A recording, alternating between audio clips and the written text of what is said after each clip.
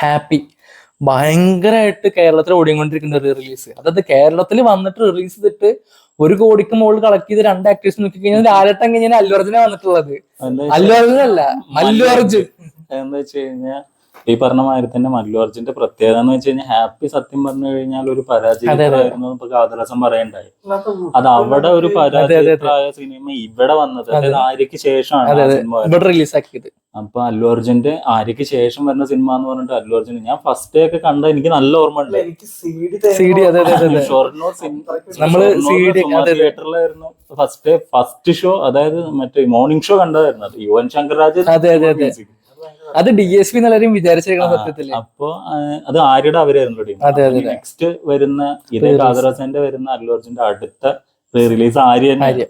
അപ്പൊ ആര്യ 24-ാം തീയതി. അതെ, ജൂലൈ 24. എനിക്ക് അല്ലുവിന്റെ പടങ്ങളുടെ കാര്യം പറഞ്ഞ സമയത്ത് പാട്ടുകൾ ഭയങ്കര മേജർ ഫാക്ടറാണ്. കാരണം നമുക്കൊരു മലയാള സിനിമയത്തെ പാട്ട് ഇപ്പൊ വരുന്ന ഡബിങ് സിനിമകളും അന്നത്തെ ഡബിങ് സിനിമകളും വ്യത്യാസം അതായിരുന്നു. സോങ്സ് തന്നെ വ്യത്യാസം. അതിന്റെ ഇപ്പൊ ആര്യയുടെ മ്യൂസിക് DSP ആണ്, സുകുമാറിന്റെ സിനിമയാണ്. അപ്പൊ സുകുമാറിന്റെ ഡബ്യൂ ആണെന്ന് അറിയില്ല, പക്ഷെ സുകുമാറിന്റെ സിനിമയാണ്. ഈ പുഷ്പ മാത്രം കണ്ട ആൾക്കാർക്ക് അറിയില്ല സുകുമാർ ആരാന്നുള്ളത്. അപ്പൊ ആര്യ വരിക എന്ന് പറഞ്ഞാൽ അതും കുറച്ച് നൊസ്റ്റാൾജിക് ആയിട്ടുള്ള സംഗതി. ആരുടെ കാര്യം പറയുമ്പോ അടുത്തുള്ള അർജുൻ പടം കൃഷ്ണ.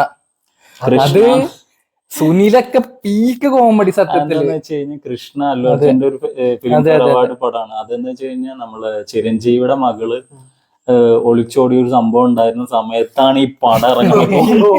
ഈ അല്ലു അർജുൻ ഫാമിലി ചിരഞ്ജീവി ഫാമിലി തമ്മിൽ തെറ്റുമെന്ന് ആൾക്കാർ തെറ്റിദ്ധരിച്ച സിനിമയാണ്. എന്ന് വെച്ച് കഴിഞ്ഞാൽ അങ്ങനെയാണ്. പക്ഷെ അതില് ഫണ്ണായിട്ടും പിന്നെ പ്രകാശ് രാജിന്റെ ക്യാരക്ടറൊക്കെ ഭയങ്കര രസവും പെർഫോമൻസ്, പിന്നെ ക്ലൈമാക്സ് അയാളുടെ ഇമോഷനും അത് അയാൾ അനുഭവിച്ചിട്ട് അത് പടത്തിന്റെ അവസാനം വരെ നമുക്ക് ഇയാളുടെ വില്ലനായിട്ട് നിൽക്കുകയും ക്ലൈമാക്സ് അച്ഛൻ അനുഭവിക്കുന്ന ഒരു പ്രഷറും കാണിക്കണ്ടല്ലോ. അതും ഉടനെ ഉണ്ടാവുന്നത് കാതരസം കൺഫേം ചെയ്തിട്ടുണ്ട്. കാതരസം പറഞ്ഞ വേറൊരു കാര്യം, ആര്യയുടെ മുമ്പേ മുമ്പ് ഉദ്ദേശിച്ചിട്ടുണ്ടാകുന്ന റിലീസ് ഹാപ്പി ഡേയ്സ് ആണ്. ഹാപ്പി ഡേയ്സ് എല്ലാവർക്കും അറിയാം. ഹാപ്പി ഡേയ്സ് കണ്ടിട്ട് പുറത്തേക്ക് പഠിക്കാൻ പോയ എഞ്ചിനീയറിംഗ് പഠിക്കാൻ പോയ ആൾക്കാരൊക്കെ ഉണ്ട്.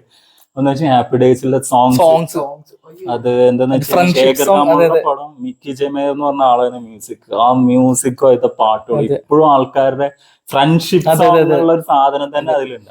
നമ്മളിപ്പോ ലാസ്റ്റ് ഡയറക്ടർ കുബേര ഇറങ്ങുന്ന സമയത്ത് നമ്മൾ